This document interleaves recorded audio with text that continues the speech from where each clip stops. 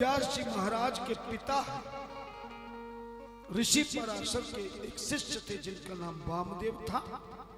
वो भी उसी सभा में बैठे थे। उस विवाह उत्सव में नाच गान होने लगा, ढोल भंगारे बजने लगे।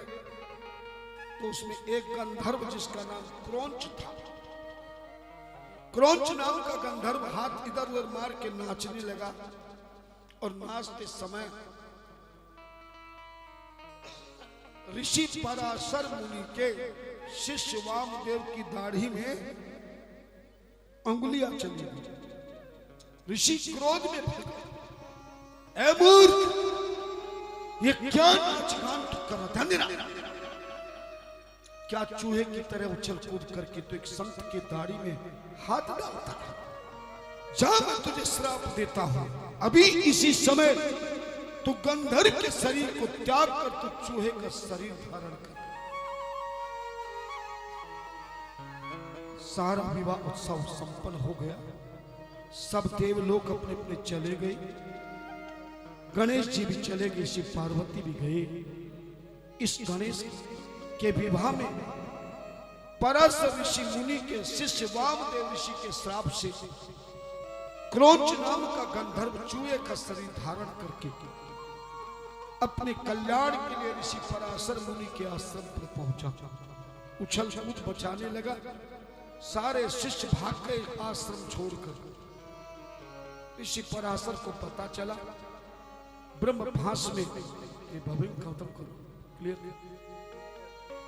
ब्रह्म भास में उस चूहे को पकड़ लिया ऋषि पराशर ने। कौन है तू? चूहे के रूप में गंधर्व ने अपनी सारी कथा व्यथा तथागत मुनिराज को सुनाई। चरणों में गिर के अपने कल्याण की प्रार्थना की। ऋषि पराशर ने गणेश जी को याद किया। रिद्धि सिद्धि के साथ गणेश जी ऋषि पराशर के आश्रम में प्रकट हो गए। तब चूहे को चरणों में डाल दिया, इसका उद्धार करो। गणेश जी बोले, श्राप से मुक्ति नहीं मिलेगी। शरीर तो तेरा चूहे का रहेगा, लेकिन चूहे के रूप में गंधर्व, इसके अलावा तू मेरे से कोई वरदान प्राप्त कर सकता है।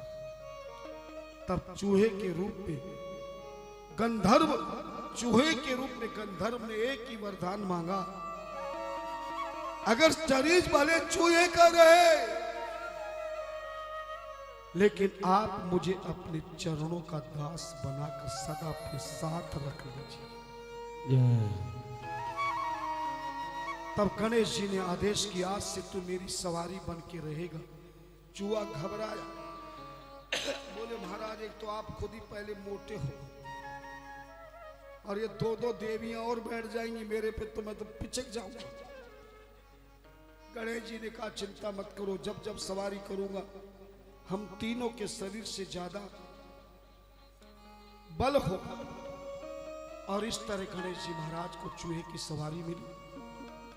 परिक्रमा के समय कभी भी चूहे की सवारी गणेश जी के पास नहीं थी, बाद में ही मिली। और कुछ समय के बाद द्वयो पतनश्चो द्वै दिव्यंगो तस्य पुत्रो बभूवतु सिद्धे गणेश पतन्यास्तु क्षेम नामा सुतो भवत बुद्धे लाभा विधा पुत्रो हासित परम शोभना। कुछ वर्षों के बाद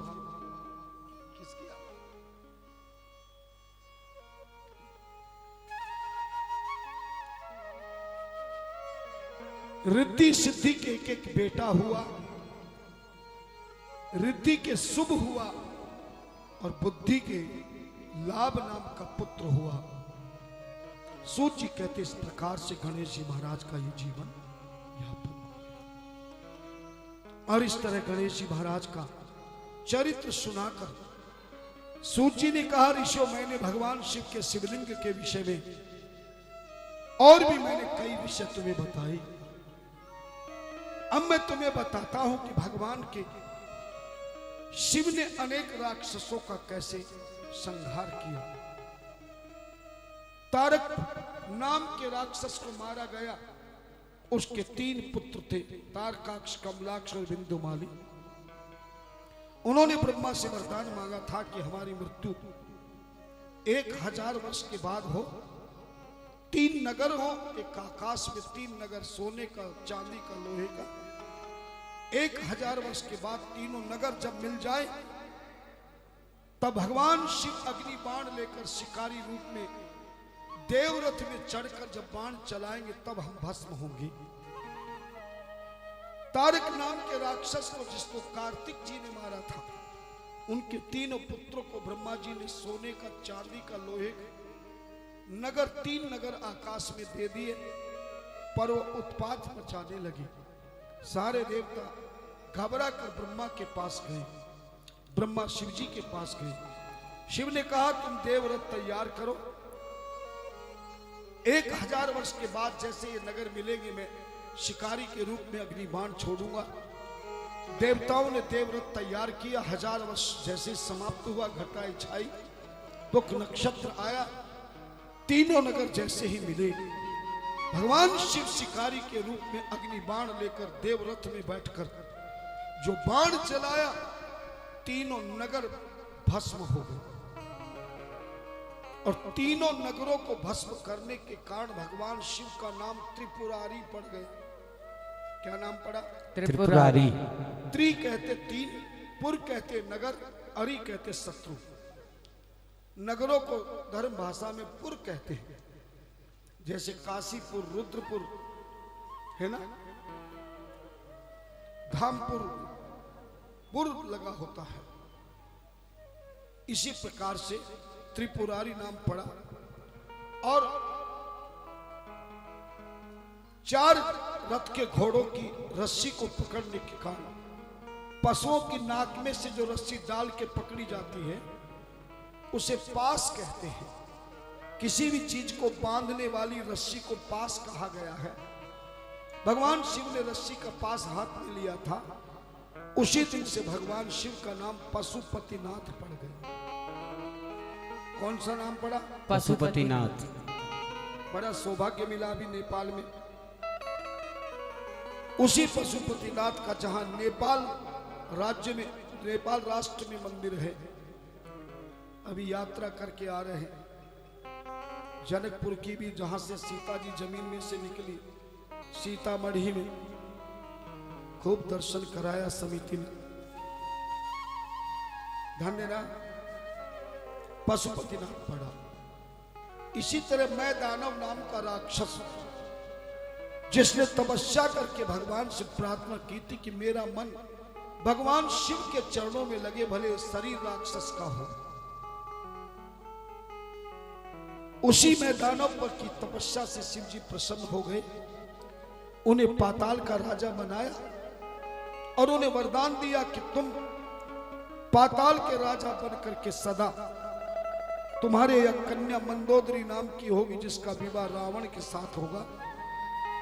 मंदोदरी तुम्हारा नाम अजर अमर करेगी। इसी प्रकार से कई राक्षसों का, अंधकासुर आदि कई राक्षसों का भगवान ने संहार किया। और बाणासुर की बेटी, जिसका नाम उषा था, वो शिवजी की परम भक्ता थी। रात्रि को स्वप्न में उसे बालक सुंदर दिखाई दिया। सुबह चित्रलेखा से जब उसका चित्र बनाए तो पता चला कि द्वारका में भगवान कृष्ण का पौत्र है, प्रद्युम्न का पुत्र अनिरुद्ध। एक सखी को भेज के रात में अनिरुद्ध को द्वारका से उठा करके अपने महलों में बुला लिया। बाणासुर को जब पता चला कि मेरी बेटी ने द्वारकाधीश कृष्ण के पौत्र अनिरुद्ध से विवाह करके शिव पूजा कर रही है, दोनों को जेल में डाल दिया। जब कृष्ण को पता चला तो दौड़ करके कृष्ण भगवान आए। हजारों वर्ष तक युद्ध हुआ, पर ना बाणासुर हारा और ना ही कृष्ण भगवान की हार हुई, क्योंकि दोनों के इष्ट देव शिवजी थे। तब शिवजी ने आकर के दोनों का युद्ध रुकाया, उषा और अनिरुद्ध का विवाह कराया और बाणासुर को भगवान कृष्ण का समधी बनाया और वही बाणासुर का भी कल्याण किया। एक बहुत सुंदर कथा है। तुलसी वृक्ष कैसे पैदा हुआ? दो प्रकार के शंख, दो प्रकार की तुलसियां, दो प्रकार के सालिग्राम आपने देखे होंगे। हरे पत्तों वाली राम तुलसी कहलाती है, श्याम मटमैले पत्तों वाली श्याम तुलसी कहलाती है। बजने वाला शंख वामवर्ती शंख कहलाता है, जिसमें अक्षत भर के लाल वस्त्र में बांधकर खजाने में रखने वाले शंख जो अंदर से बंद होता है उसे दक्षिणवर्ती शंख कहते हैं। दो सालिग्राम, एक चक्रशिला सालिग्राम, एक सपाट सालिग्राम, ये तीनों कैसे पैदा हुए? हाथ जोड़ के बैठे। एक बार सतयुग में बृहस्पति और इंद्र भगवान शिव के कैलाश पर्वत पे अभिमान से पहुंचे, तो शिव ने अभिमान मुक्त करने के लिए अवधूत नंगा नागा बाबा का रूप बनाकर कैलाश पर्वत पर खड़े हो गए। इंद्र ने पहचाना नहीं और उससे कहा कि जाओ शिव जी को कहो कि देवराज इंद्र और गुरु बृहस्पति आए हैं। अवधूत रूप शिव ने उनकी बात नहीं सुनी, तो इंद्र ने शिव जी जो नागा बाबा तो देखे होंगे आपने, नंगे धड़क, उसकी ठोड़ी पे जो वज्र मारा, वज्र मारते ही भगवान शिव को क्रोध आ गया, आंखों में आंसू गिरे। तुरंत उस समय भगवान शिव ने क्रोध के अस्त्रों को हाथ में लेकर जैसे इंद्र और बृहस्पति पे डालने वाले थे, तभी नारद जी ने प्रकट होकर शिव जी का हाथ पकड़ लिया। असली रूप में शिव को देख के इंद्र गुरु बृहस्पति चरणों में गिर गए। क्रोध में भगवान शिव ने इंद्र को श्राप दिया, तेरा राज्य राक्षस लोग छीनेंगे, तुझे कलंक लगेगी। और गुरु बृहस्पति को श्राप दिया, तो गुरु होकर के भी तेरी बुद्धि जड़ है, जा तू पृथ्वी पर वृक्ष बनेगा। धन्यवाद। हाथ जोड़ के बैठे। तब चरणों में गिर के अपने उद्धार का रास्ता पूछने लगे। प्रसन्न होकर शिव ने कहा, इंद्र तूने गलती की है, मेरे श्राप से तेरा राज्य छीना जाएगा, मगर जा संतों के द्वारा मुझे और विष्णु आदि को प्रार्थना करे पे प्रसन्न होकर अनेक अवतार लेकर राक्षसों का संहार कर इंद्र तेरा राज्य हम दिलाएंगे। गुरु बृहस्पति से कहा कि तुम वृक्ष तो बनोगे, पेड़ पौधा तो बनोगे, पर ऐसा पौधा बनेगा जिसको पानी नहीं गला सकेगा, जिसको अग्नि नहीं जला सकेगी, जिसको काटने पर और ज्यादा वृक्ष पैदा होंगे, परम पवित्र वृक्ष माना जाएगा।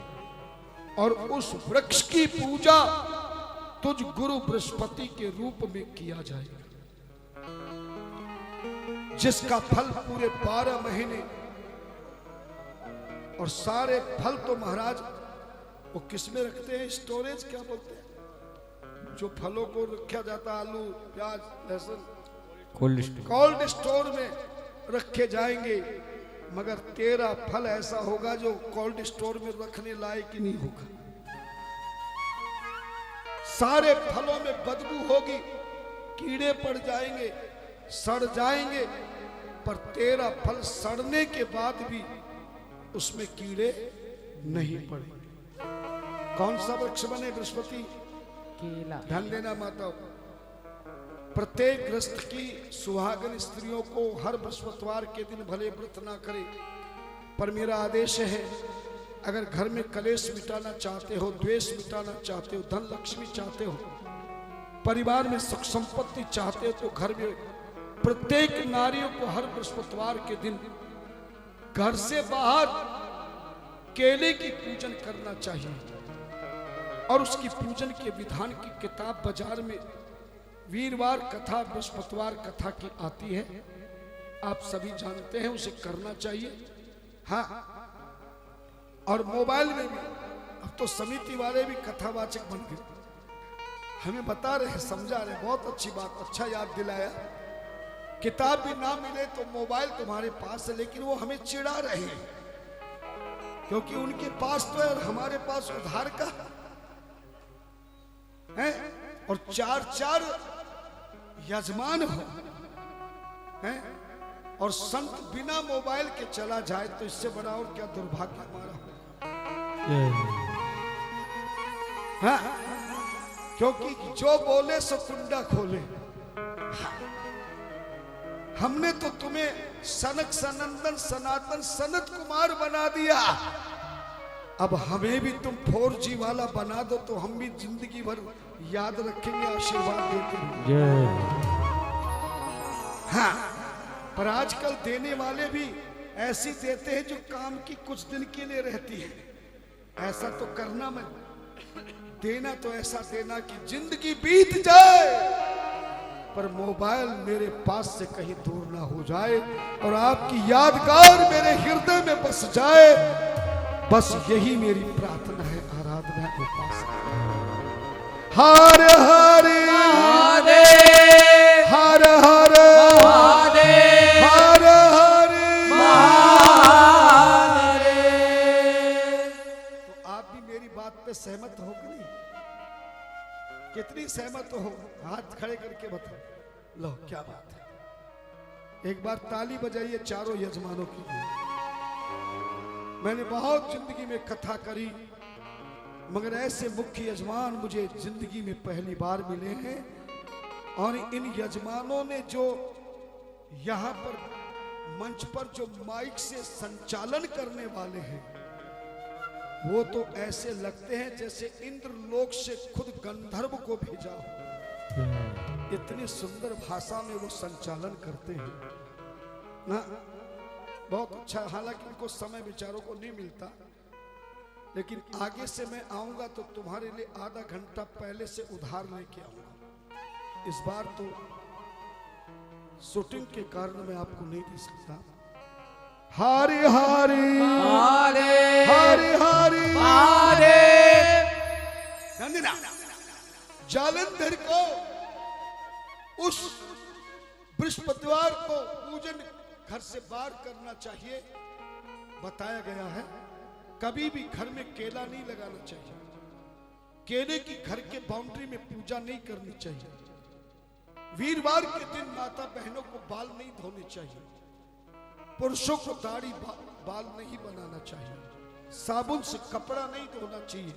क्या कारण है ये कभी राम कथा करने आऊंगा तब एक एक चीज बताऊंगा, समय नहीं है, समय जा रहा है। धन्यवाद। इस तरह से गुरु बृहस्पति इंद्र को विदा किया। तभी नारद जी ने कहा महाराज ये जल समुद्र में फेंक दीजिए।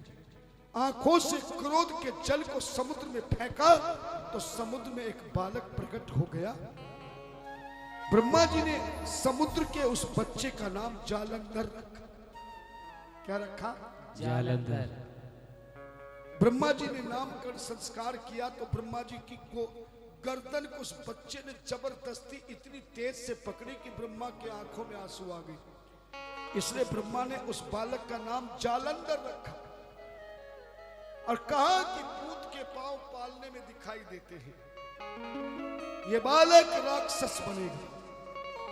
चरणों में गिर गए समुद्र सागर।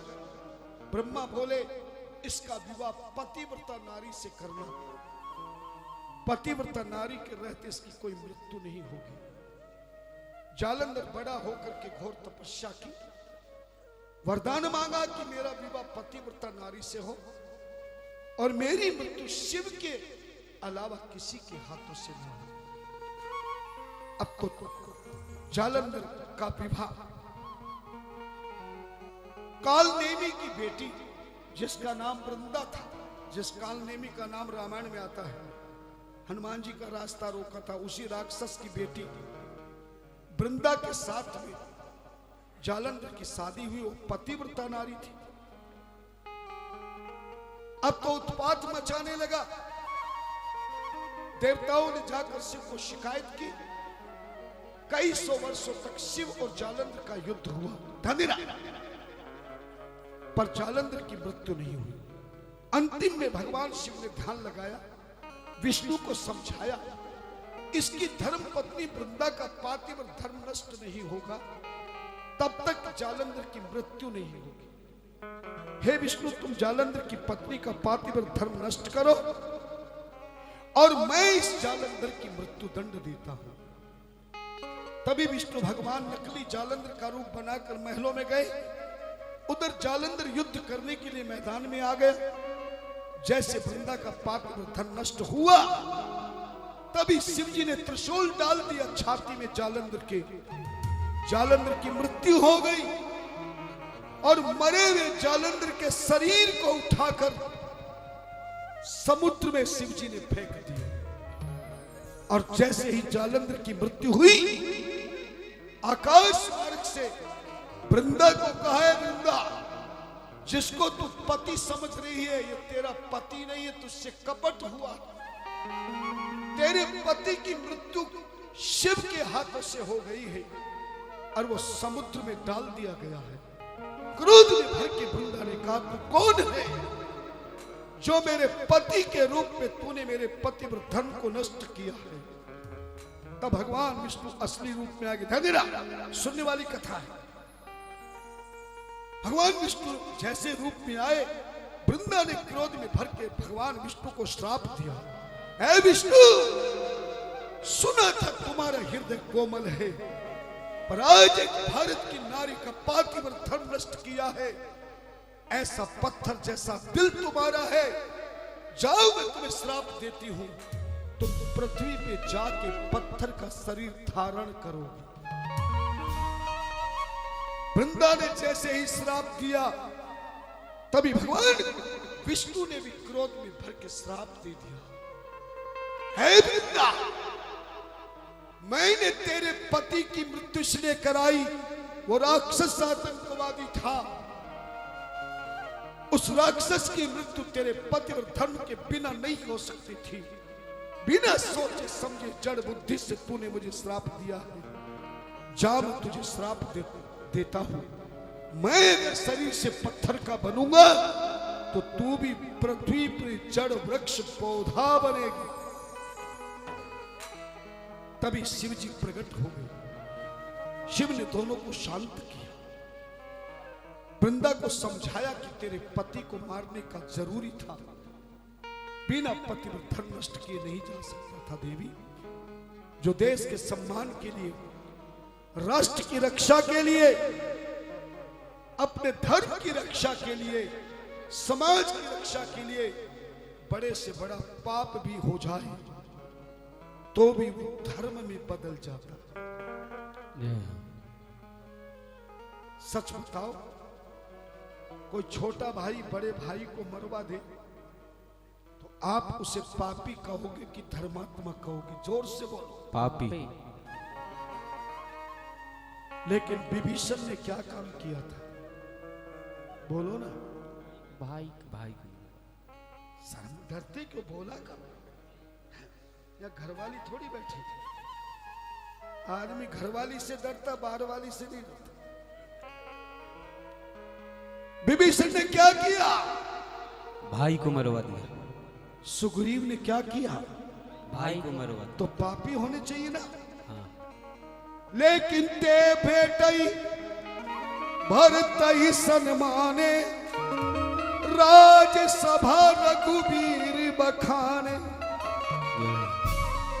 राम राज्य होने पे भरतलाल से राम जी बोले, ये सुग्रीव, ये विभीषण, ऐ भरत मेरे परम सखा है और संसार के सबसे बड़े धर्मात्मा है।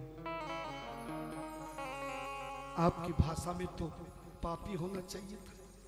भाई को मरवाने के बाद भी राम जी ने उन्हें परम धर्मात्मा बना दिया। अभी नहीं समझोगे आप, आपकी भाषा में समझाऊंगा, हरियाणा की भाषा। किसी पुलिस के सिपाही के पास बंदूक है और वो किसी को अपनी बंदूक की गोली से मार देता है, तो बताओ उस सिपाही को सजा होनी चाहिए या इनाम मिलना चाहिए? सजा होनी चाहिए। लेकिन किसी आतंकवादी को मार दिया था, इनाम मिलना चाहिए। बोलो, इनाम मिलनी चाहिए। इनाम मिलेगी ना? तो जालंधर आतंकवादी उग्रवादी था कि कोई परमात्मा था? आप किसी नौजवान, किसी पराई नारी को कभी गोदी में उठा के ले जा सकते हैं क्या? नहीं। लेकिन किसी जवान लड़की का एक्सीडेंट हो गया हो तो जमीन पे तुम उसे उठा के गाड़ी में बिठाओगे कि नहीं? बोलो ना। हाँ बिठाएंगे। वो पाप होगा कि धर्म होगा? धर्म। बस देश के लिए, समाज के लिए, राष्ट्र की रक्षा के लिए बड़े से बड़ा पाप भी किया जाए वो भी धर्म कहलाता है। और जो केवल अपने स्वार्थ के लिए छल कपट से जो धर्म किया जाए वो धर्म भी पाप हो जाता है। जय। ताली तो बजा दो। केवल आज धन्य समझ गई वृंदा, चरणों में गिर गई, प्रभु उद्धार करो। बोले जा, तेरे श्राप से भगवान विष्णु जो पत्थर बनेंगे वो शिव का, भगवान विष्णु का पिंड बनेगा, सालिग्राम बनेगा। तेरा जो पौधा बनेगा वो तुलसी का पौधा बनेगा। और आज का दिन कार्तिक महीने की शुक्ल पक्ष की एकादशी का दिन होगा। इस दिन जो सालिग्राम तुलसा का विवाह कराएगा वो सौभाग्यवती नारी का सुहाग अटल होगा। धन्यवाद। और भगवान सूर्य और शिव को तुलसा ने, वृंदा ने श्राप दिया। बोले भोलेनाथ आप कृपा कीजिए, विष्णु सालिग्राम बनेंगे, मैं तुलसा का पौधा बनूंगी, पत्थर के रूप में मेरे पति होंगे और मैं पेड़ के रूप में इनकी पत्नी होंगी। मेरे बिना ये नहीं रहेंगे, मेरे बिना पूजा नहीं होगी। लेकिन हे भोलेनाथ एक प्रार्थना है, अरदास है, गुजारिश है, प्रिय है कि आपने मेरे पति जालंधर को भी तो अपने हाथों से मारा है। आपके त्रिशूल से मरा प्राणी का कल्याण होता है। मेरी इच्छा है जहां मेरी तुलसी का पत्ता हो, जहां मेरे पति सालिग्राम हो, वहां मेरा जालंधर पति भी किसी भी रूप में होना चाहिए। उसे भी ऐसा शरीर प्रदान कर दो भोलेनाथ। भगवान शिव ने कहा जाओ समुद्र के कीड़ों से तेरे पति के शरीर को खाकर उनकी हड्डियों से सुंदर एक ऐसा रूप धारण करेगा तेरा पति जो शंख का नाम कहलाएगा। क्या बनेगा? शंख। और जिस परिवार में, जिस घर के मंदिर में शंख, तुलसी और शालग्राम नहीं होगा वहां कोई देव देवता पूजा स्वीकार नहीं करेगा। और जहां ये तीन हो जाए, ये कथा सतयुग की है।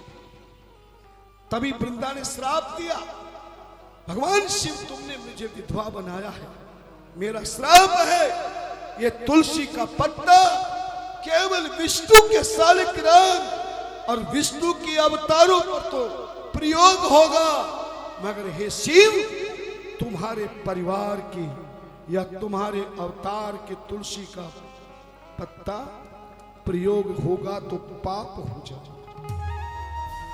इसलिए शिव जी पर, दुर्गा जी पे, गणेश पे, हनुमान जी पे कभी तुलसी का पत्ता नहीं चढ़ाना चाहिए।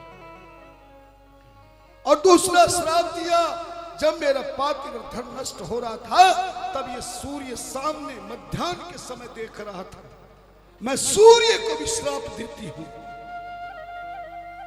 जो सूर्य के वार के दिन मेरी तुलसा के पौधे को जल देगा, दीपक जलाएगा, स्पर्श करेगा, पत्ते तोड़ेगा, वो पापी हो जाएगा, पाप युक्त हो जाएगा।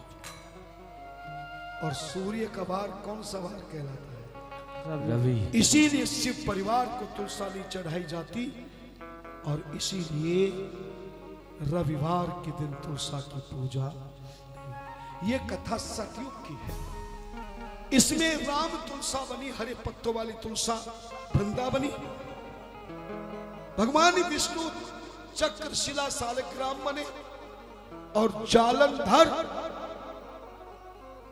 दक्षिणवर्ती शंख जो खजाने में रखने वाला शंख है वो रूप धारण किया। यही घटना द्वापर युग में हो गई। जब राधा जी के श्राप से मन सूखा, शंखचूड़ द्वापर युग में बना, तब उसने भी तपस्या करके विष्णु से कवच कुंडल लिए और तुलसी नाम की, चित्ररथ नाम के गंधर्व की कन्या तुलसी से उसका विवाह, जो पतिव्रता बनी थी, उसकी पत्नी का भी पातिव्रत विष्णु ने धर्म नष्ट किया। ब्राह्मण के वेश में उसके कवच कुंडल लिए, तब शंखचूड़ को शिवजी ने मारा। तब द्वापर युग में भी उस तुलसा ने भगवान विष्णु को पत्थर होने का श्राप दिया था। विष्णु ने तुलसी को वृक्ष होने का श्राप दिया था। तब भगवान शिव ने द्वापर युग में भी समझाया था और उस शंखचूड़ को भी शंख बनाया था। और इस तरह से ये दो युगों की कहानी होने के कारण सतयुग में जो तुलसा पैदा हुई वो राम तुलसा हुई। चक्रशिला सालिग्राम जालंधर बना, दक्षिणवर्ती शंख जालंधर बना और चक्रशिला सालिग्राम विष्णु भगवान बने।